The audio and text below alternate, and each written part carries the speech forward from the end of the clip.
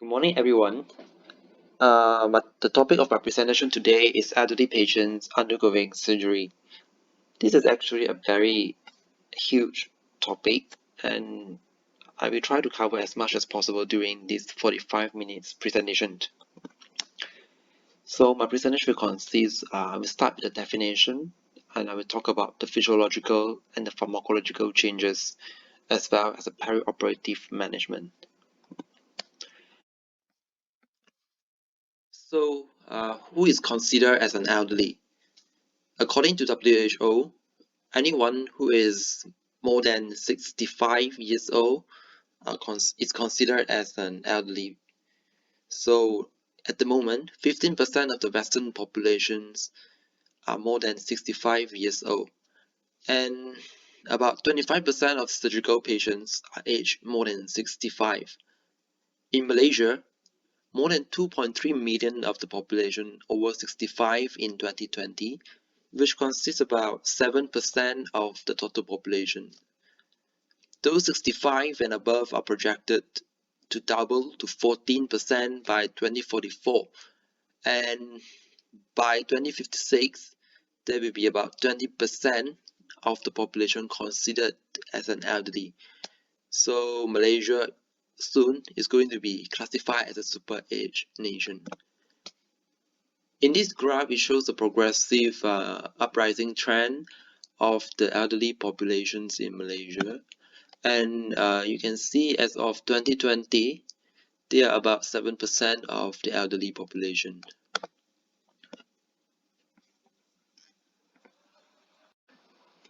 Alright, so aging is a progressive physiologic process that characterized by reduction in end organ reserve, reduction in functional capacity, imbalance of homeostatic mechanism, and also increase the incidence of pathologic processes. Next, I will bring to you the term of frailty. This is usually another big topic, but I will just mention briefly here. Frailty usually is a term to describe older person who appears weak, unsteady, and underweight. This is more prevalent among women. Usually, it is increased with age, seen in 40% of patients aged 80 years or older. Frailty is an independent predictor of adverse surgical outcome. Despite guidelines and consensus, there is no single generally accepted definition of frailty. The most commonly studied frailty assessment tool are the phenotypic model. This phenotypic model usually look at these 5 characteristics, which is the weakness, slowness, the low level of physical activity, exhaustions, and weight loss. So in this model, it is positive for frailty phenotype if it is 3 or more criteria present. And pre-frail is 1 to 2 criteria present, and robust, there's no criteria present, means the patient is not frail. So again, this is the five criteria that we look into in this phenotypic model. Other than this, there are also other measurement tools for the measurement of frailty, which includes modified frailty index, the vulnerable elder survey, initial clinical impressions, sarcopenia, and etc. Okay, age-related physiologic changes. Aging, again, as I mentioned, is a progressive loss of functional reserve in all organ systems. There is individual variability in onset and extent of these changes. Physiologic changes specifically impact on anesthetic care. So the physiological changes in aging means that there is a physiological and functional decline in all organ systems.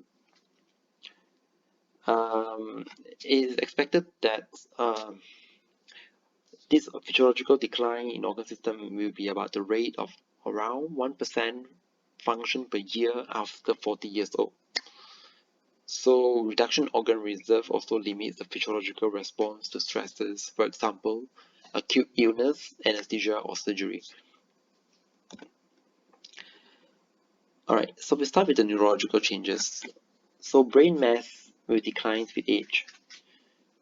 So elderly also have impairments of cognitive functions, and post-operative delirium and cognitive dysfunction are higher in elderly patients. In neuraxial changes, there will be reduction in the area of epidural space, increase in the permeability of dura, and reduce the volume of CSF. All these changes will make elderly more sensitive to neuraxial. These are two examples of neuraxial anesthesia in geriatric patients where spinal anesthesia with a lower dose of local anesthesia actually decrease the incidence of spinal hypotension and improve the perioperative outcomes. And there's also a study shows that the low dose of local anesthesia can be lowered with the addition of low dose sulfentanyl. So with this, you can avoid the hemodynamic fluctuations and providing a stable perioperative and post-operative period in this geriatric population. The anesthesia implication is reduced in brain reserve will manifest as memory loss, difficulty in communications, cooperation and coordination, increased sensitivity to anesthetic medication and centrally acting anticholinergic agents. So usually these elderly patients will need lower dose of anesthetic agents, and there will be a longer emergence time to recover from GA.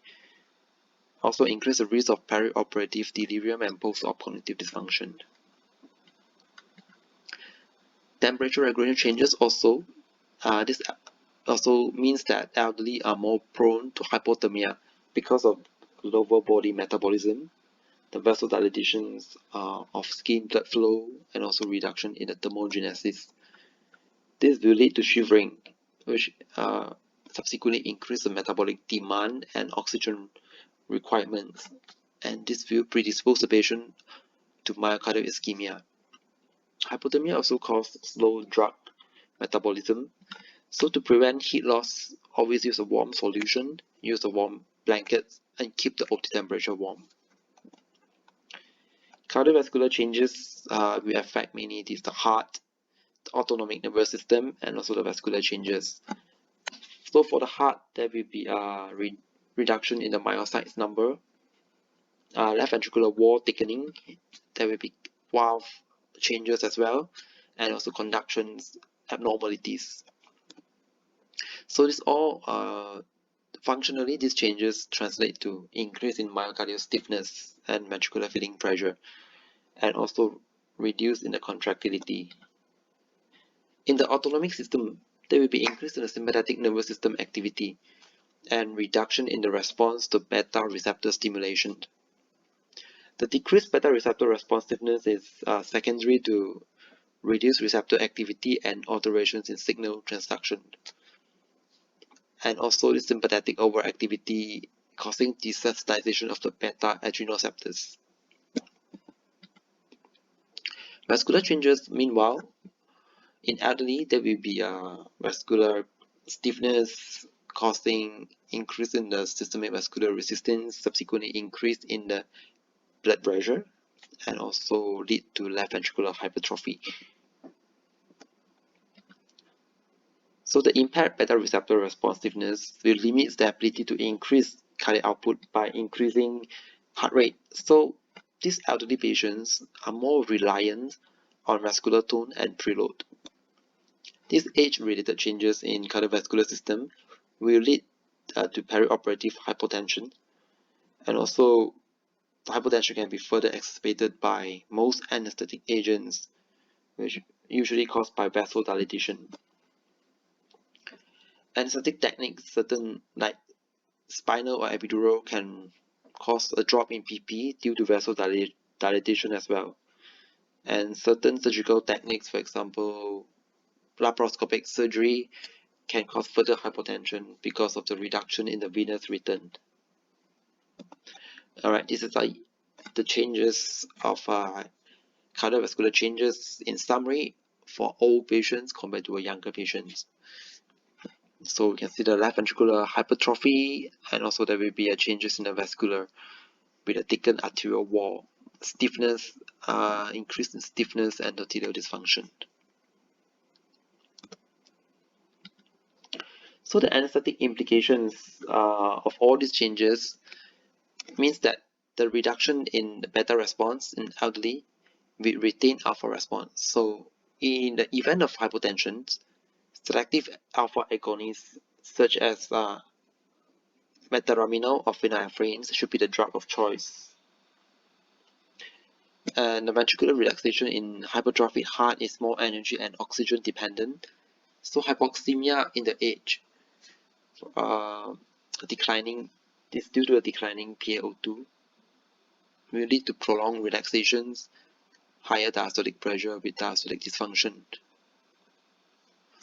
Diastolic dysfunction is responsible for almost 50% of the cases of heart failure. In respiratory system, aging in summary reduces overall pulmonary reserve. So this means there will be increased susceptibility to respiratory compromise in the post-operative period. And there will be changes in the work of breathing as well because of the changes in the compliance of the chest wall and the reduction in the lung parenchyma elasticity. Also, the increased risk of atelectasis because of the increase in the closing capacity and the compliance of smaller airways also increase.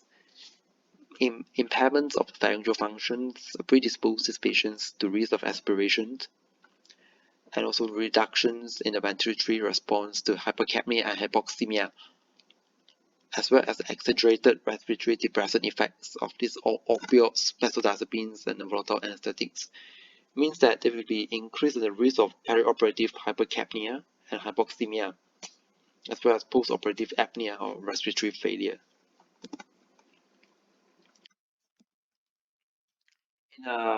Data from Rose's prospective study collected from Baku patients, it shows that the patients more than 60 years old, there are almost twofold increase of the critical respiratory events postoperatively. So the anesthetic implications for this, you should advise the patient to stop smoking at least 2 weeks before the surgery if possible.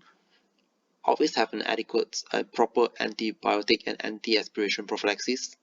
Educate the patient for deep breathing and cough reflex preoperatively, and always provide oxygen therapy during the perioperative period.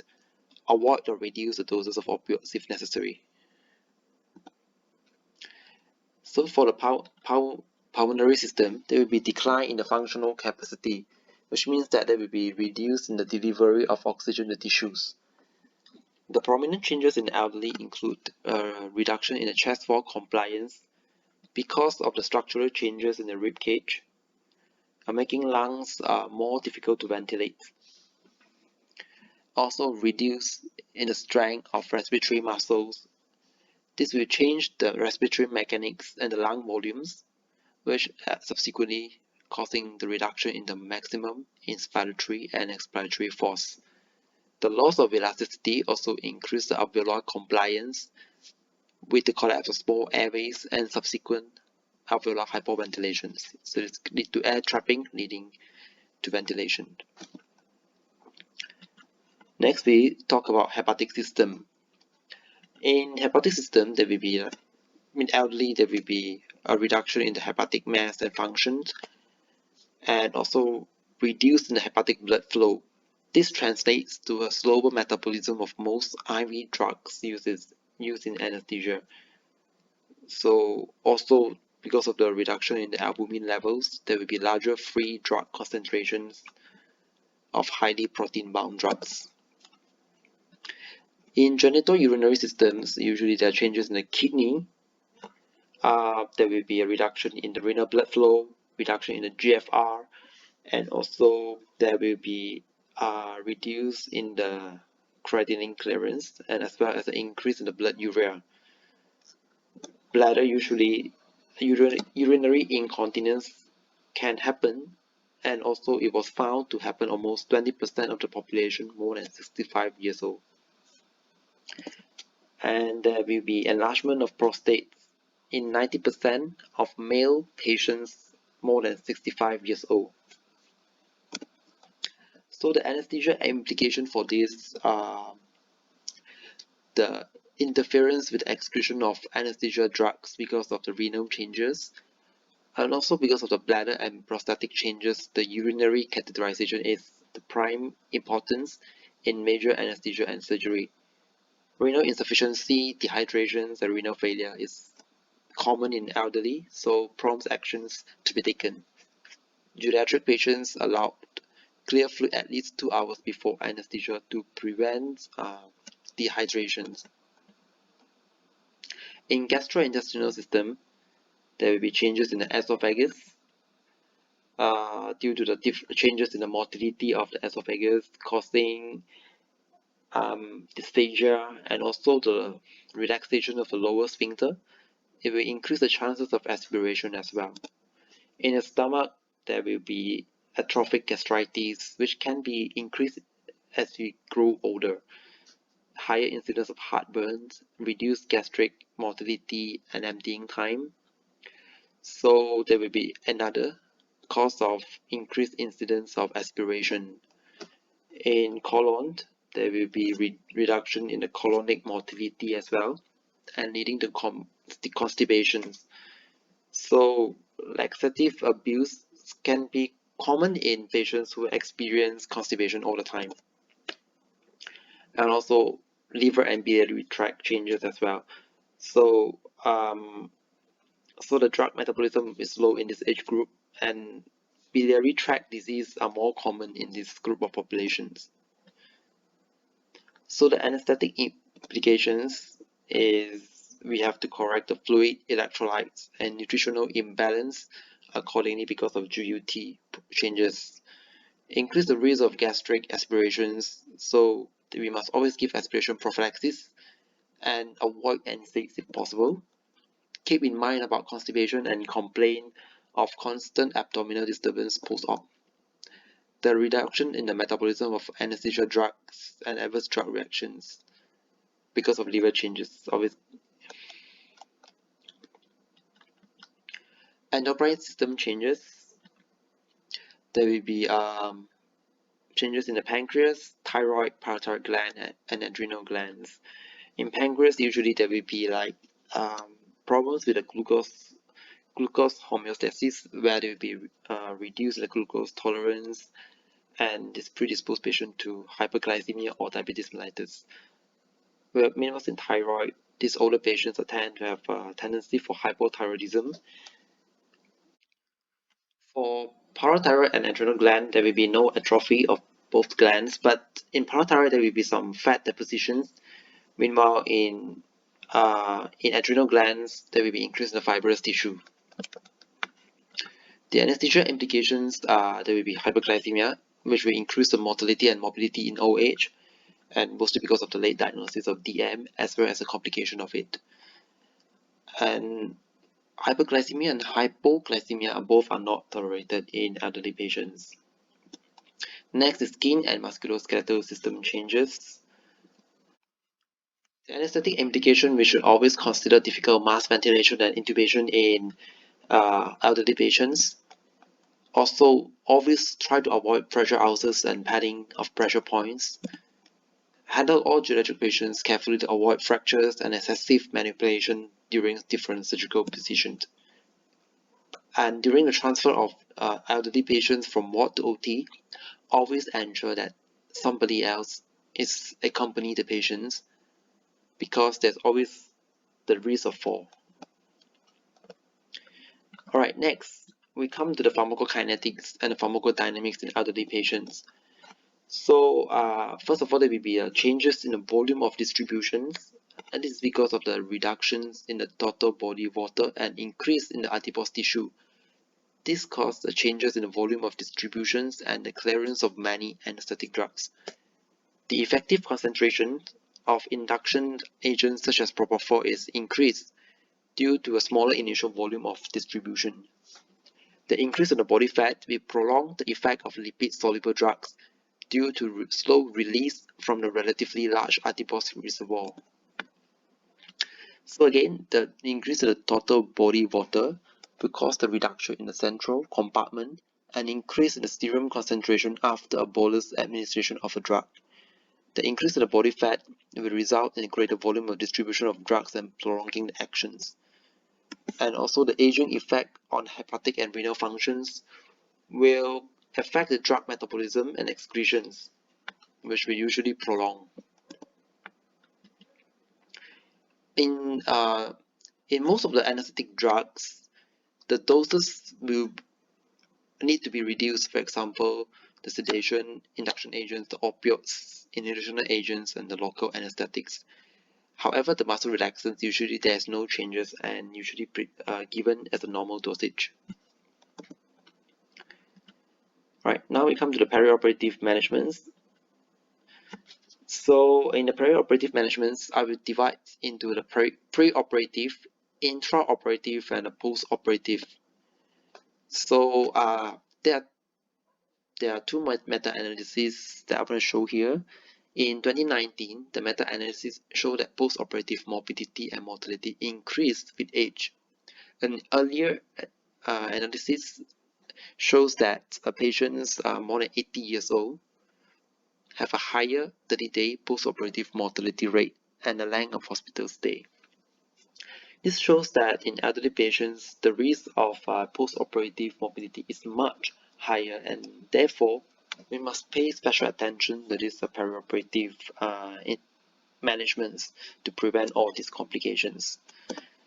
So for pre-op evaluations, the risk from anesthesia is more related with the presence of coexisting disease rather than with the age of the patient. So it's important to determine the patient's status and estimate the physiological reserve in the pre-anesthetic evaluations. We must find out the comorbidities, the laboratory and diagnostic investigations, as well as the cognitive status.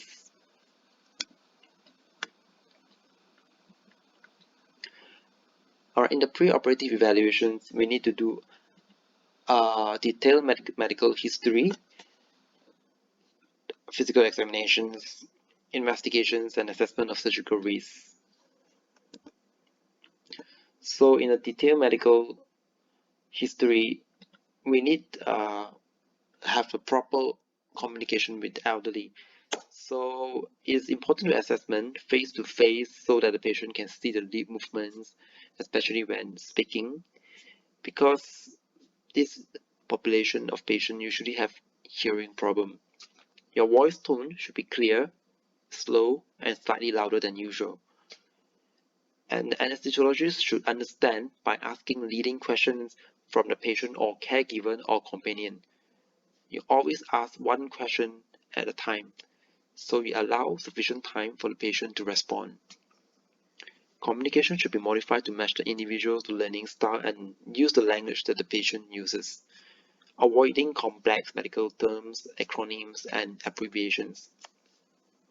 If the patient has cognitive impairments, make sure the assessment question should be verified with the assistance of the family members or primary caregivers. And then we come to a complete medical history where we have a special emphasis on cardiovascular and respiratory system, mental and physical status, the comorbidities, and the polypharmacy.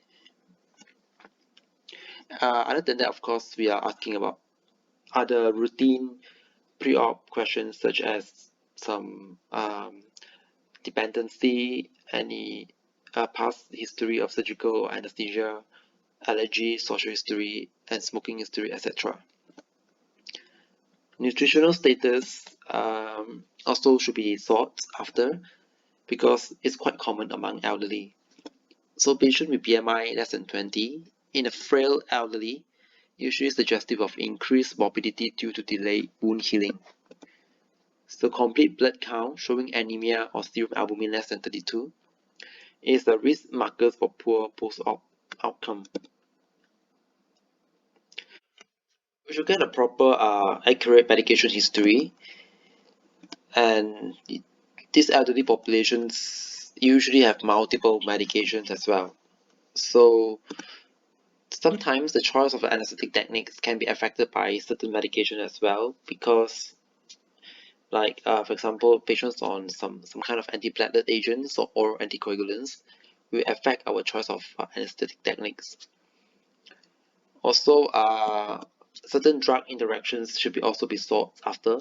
For example, if the patient is having MAOI, for example, we are giving pethidine, it will cause some fatal cholinergic interactions. Or if you give ephedrine in this kind of patient with MAOI, it will cause significant hypertension as well. So ACE inhibitor, for example, another example is ACE inhibitor, if given within 12 hours of induction, can potentially cause severe and prolonged hypotension. Next is the informed consent, and we have to, the patients, the family members or legal guardians should be actually apprised of the surgical interventions and possibilities of any likely complications. The decisional capacity is a prerequisite for providing legal and morally sufficient informed consent. So, elderly patients sometimes may not fully aware or understand the gravity of the interventions planned. So, a close relative should be informed. If possible, it should include the patient's family members or legal guardian as well. Finally, we come to prehabilitations. So, prehabilitation is suggested, but it's not yet proven that surgical outcomes in frail patients may be improved by optimizing the preoperative conditions and improving physiological reserve with a prehabilitation program that include exercise training, nutritional supplementation, multidisciplinary approach to post-operative care that includes geriatricians. So next we come to the general physical examinations. Physical examination of older patient always to be done in a warm area. General appearance of the patient, head to toe examination, as well as the airway assessment by looking at the neck mobility, any spine deformity, and also the teeth loss. Particularly, we look for difficult intubations, difficult regional anesthesia, difficult nerve block, difficult IV line, and also the weight for BMI. Then investigations, preoperative testing is not usually recommended, even in older adults. This is based on a large retrospective cohort study of more than 66,000 older patients undergoing hip fracture surgery. I found out that the preoperative echocardiography screening in approximately half of these patients was not associated with reductions in hospital mortality or post-operative complications compared with patients who had no screening. Another prospective randomized trial in older patients having cataract surgery found no difference in complications in more than 9,000 patients who received routine pre-op testing compared with patients who received only tests indicated due to their medical conditions. So in other words, the investigation should be individualized, but I will show you some recommendations by different bodies. For hemoglobin and hematocrit, actually there's no consensus. However, it is usually recommended for patients more than 65 years old with the moderate or high risk surgery, and also if there's an increased chance of significant blood loss. Of course, in older patients with history of anemia, liver disease, bleeding, and other hematological disorders. Okay, similar criteria applied for older patients. For example, in ECG, indication should include all the heart problems and with the known cardiovascular risk factors undergoing intermediate or high risk cardiac surgery. Always bear in mind that age alone is not an indication for ECG. A prospective observational study of more than 500 older adult patients undergoing non-cardiac surgery found out that 75% had at least one abnormality on a baseline ECG.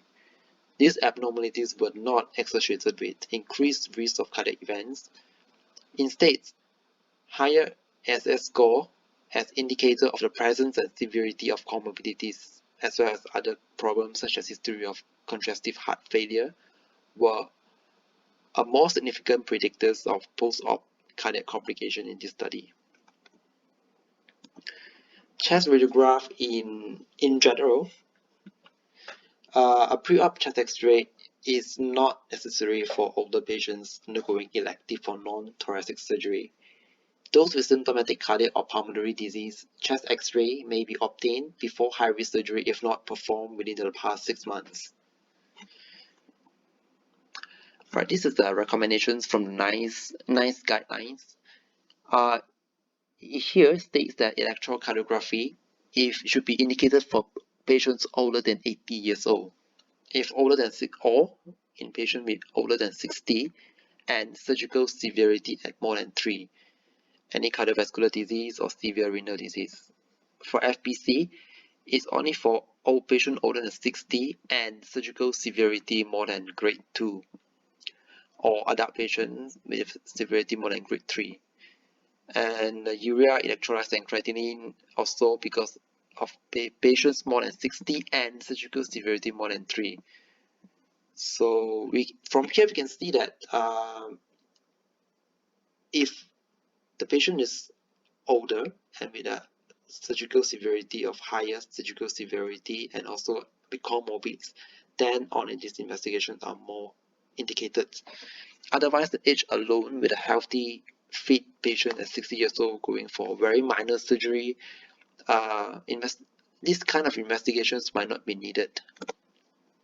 However, in our recommendations of pre-anesthetic assessment performed by our Malaysian Society of Anesthesiologists, it shows that for FPC, it should indicate for patients more than 60 years old with major surgery. Renal profile also for only in major surgery. ECG for male more than 40 years old or female more than 50 years old. Chest X-ray only for age more than 60 years old with major thoracic or upper abdominal surgery. Liver function tests for major surgery in patients more than 50 years old. So after we have all the assessments of the geriatric patient, so we need to determine the patient's status and the physiological reserve. Alright, and then we have to also note the presence of any coexisting disease because the risk of anesthesia is significantly higher, and the condition should be optimized before the surgery with good nutrition and also pharmacological support. So in this perioperative cardiovascular risk assessment, we usually look at these 3 markers, the clinical markers, the functional capacity, look at the MATS. MATS less than 4 usually associated with significant morbidities perioperatively, and also surgery specific risk, whether it's a high, intermediate, or low. The risk factor for post-operative mortality in elderly surgical patients usually include the ASA status, which we are all familiar with, the surgical procedure, the coexisting disease, the functional status, the nutritional status, and also the socioeconomic status of the patient. Next, we will look at the baseline cognitive function and dementia. Right, the ASA Brain Health Initiative guidelines suggest that baseline cognitions should be evaluated in patients older than 65 years old, particularly those with the risk factors of pre-existing cognitive impairment. The same guidelines also suggest that older patients be informed of the risk of post-operative neurocognitive disorder, for example, confusions, inattentions, and or memory problems. However, these effects of anesthesia and surgery are usually temporary. Dementia, which is defined as a decline in cognitive functions that interferes with independence in everyday activities, may be present in some older adults. Alright, these are the recommendations from the American College of Surgeons National Surgical Quality Improvement Program (SDS NSQ) and the American Geriatric Society on the perioperative assessment. At AGBI, recommendations on the minimum criteria for adequate pre-operative geriatric assessment, which is specific to anesthesia. These two recommendations are mostly I've covered from the previous slides. Okay, next we come to this intraoperative care and anesthetic management. Right, advancing age is not a contraindication for either general or regional anesthesia. Some aspects of regional anesthesia may provide benefits for the patients. It's important to maintain normothermia and also prevention of hypoxemia in the early post-operative period. The drug doses should be titrated and possibly, if possible, use short-acting drugs. The use of peripheral nerve blocks can be beneficial and also optimal physiological management. So for our anesthetic managements, I will talk about the anesthetic techniques, GA versus RA, the airway management, which includes mask ventilation and laryngoscopy, which can be challenging in older patients because of the edentulous or limited neck mobility, and also the monitoring, the positioning, the drugs, and the fluid management. Alright, so for the anesthesia techniques, the choice of anesthesia should be guided by the requirements of the surgical procedures, the coexisting disease, the need to prevent post-operative complications, as well as the patient's preferences. There are no specific recommendations regarding the preferred type of anesthesia for elderly non-cardiac patients. A 2014 population-based retrospective cohort study that includes more than 6,000 adult patients with dementia undergoing hip fracture surgery show that RA and GA are associated with similar rates of most perioperative adverse events. Another 2014 retrospective cohort study that included more than 56,000 patients undergoing hip repair surgery found that RA was not associated with a lower 30-day mortality when compared with GA.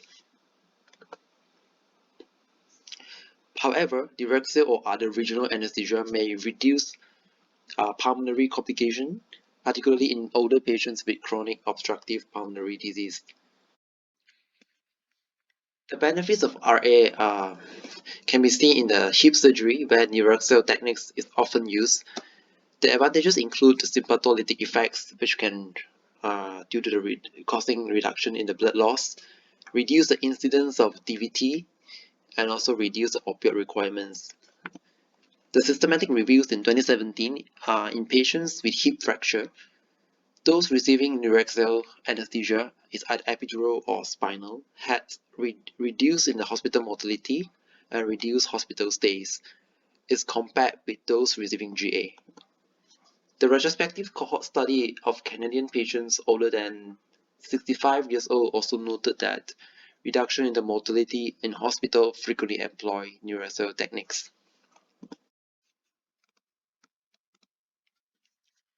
The benefits of regional anesthesia technique must be balanced on a case-by-case basis against the risks. The risks can be due to reduce in the cardiac preload due to sympathetic blockage resulting in hypotension, and of course other patient-specific factors, for example anxiety, reluctance to be awake, inability to cooperate or communicate, and inability to lie supine, or patients on recent antithrombotic drug. Next is monitoring. The hemodynamic monitoring and management standard monitor applied for all patients including elderly, which include the SpO2, capnogram, BP, heart rate, and body temperature. Also, invasive arterial blood pressure monitoring is recommended for patients with pre-existing severe cardiovascular disease, hemodynamic instability, or when the planned surgery likely to cause large sudden cardiovascular changes, rapid blood loss or large fluid shift.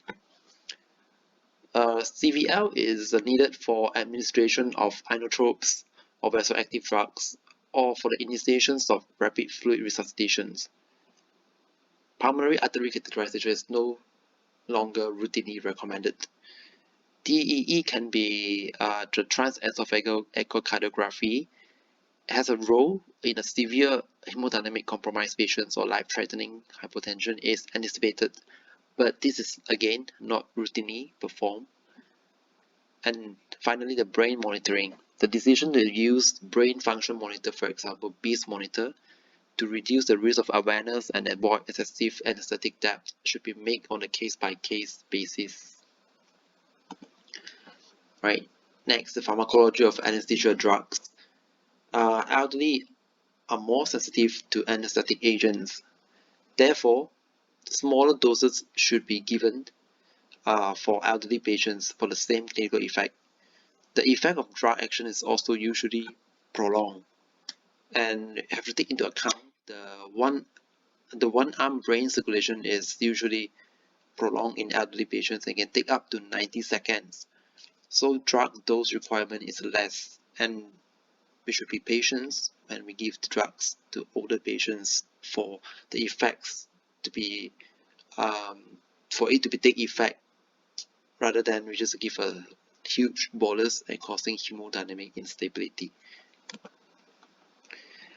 Generally, all intravenous anesthetic agents will need some reduction in dose. There were common drugs for all like thiobentone, etomidate, propofol, and midazolam will need some dose requirement reductions. For inhalational anesthetics, the MAC usually reduce approximately about 6% per decade after age 40 years. The reasons for the reduction in MAC is not fully understood. Lightning mechanism effects due to the lightning mechanism are due to the effect of the synaptic activity and neurotransmitter function in the brain, cerebral atrophy, and the changes in the cerebral circulation. Opioids are approximately twice as potent in older patients, and all opioids can cause respiratory depression. So again, we must be cautious when we administer drugs, for example, morphine, especially older patients with renal reductions in renal clearance or in patients with some chronic kidney disease because of this active metabolite, the morphine 6-glucuronide, which can increase the analgesic effect and increase the duration of action. So how to reduce the interactions and side effects? So we can reduce the initial dose of anesthetic agents and increase the interval between repeat doses. Use a short-acting agents if possible. For neuromuscular blocking agents, we need to reverse the neuromuscular blockage at the end of surgery because some minimal residual neuromuscular block can impair the pharyngeal functions. Always use, if possible, always use a peripheral nerve stimulator to guide dosing of NMBAs, and short-acting NMBAs are suggested. So age-related reduction in hepatic metabolism and renal excretion can increase the duration of actions of certain neuromuscular agents, neuromuscular blocking agents. Age has little effect on NMBAs that is eliminated by ester hydrolysis and Hoffman degradation. So the muscle relaxant of choice in elderly patient is etricurium. So all NMBAs, including succinylmetonium, have an increased onset of actions because of the reductions in the muscle blood flow and also reduced cardiac output. So we must be patient when we administer all drugs, including muscle relaxant. Other precautions to take, including avoiding anticholinergic agents such as atropine, because patients with dementia will be more sensitive to adverse effects of anticholinergic medications and can cause confusions post-operatively. Also avoiding antipsychotic agents in patients with dementia with Lewy bodies. Both first and second generation antipsychotics should be avoided because of the possibility of severe reactions such as impaired conscious level, autonomic dysfunctions, neuroleptic malignant syndrome, and irreversible Parkinsonism. Also, we must be cautious with patients taking cholinesterase inhibitors because patients with some Alzheimer's disease, the dementia with Lewy bodies, and other forms of dementia or cognitive impairments are commonly treated with cholinesterase inhibitor. The current administration of these uh, cholinesterase inhibitors will increase duration of suxametonin. So, if possible, avoid suxametonin in this group of patients, and it can cause some interference with anticholinesterase and cause unpredictable responses. Also, avoid benzodiazepine if possible because it usually causes higher incidence of post-op delirium. Next is the fluid management. Our overall goals is to avoid dehydrations, maintain effective circulating volume, and to prevent inadequate tissue perfusion. So, the clinical judgment based on available measures of volume status and tissue perfusions remains the most important factor to guide us on the fluid management. However, always bear in mind that fluid management in older patients with heart failure can be challenging. So, however, IV fluid restriction may not prevent the development of heart failure. In fact, if you reduce the effective circulating volume, it may have a negative effect for the cardiac function because of the inadequate preload. Positioning is also very important in elderly patients because they are more susceptible to nerve and pressure points injury due to poor peripheral circulation and variable skin. So proper positioning if the patient is required to avoid nerve compressions, pressure sores, DVT, and compartment syndrome. Equipment to prevent injury must be available, and restraint should be secure but not too tight and used with caution as well. This is the avoidance of hypothermia. So we must always maintain a normal temperature, normothermia in adult patients. The Joint Commissions and the Surgical Care Improvement Project that encourage all patients warm to 36 degrees Celsius within 15 minutes of their arrival in PSCU. Adverse consequences of hypothermia include cardiac ischemia, arrhythmias, and morbid cardiac events. Hypothermia also increases the risk of wound infections, reduce platelet function, and which may impair hemostasis and slows drug metabolism.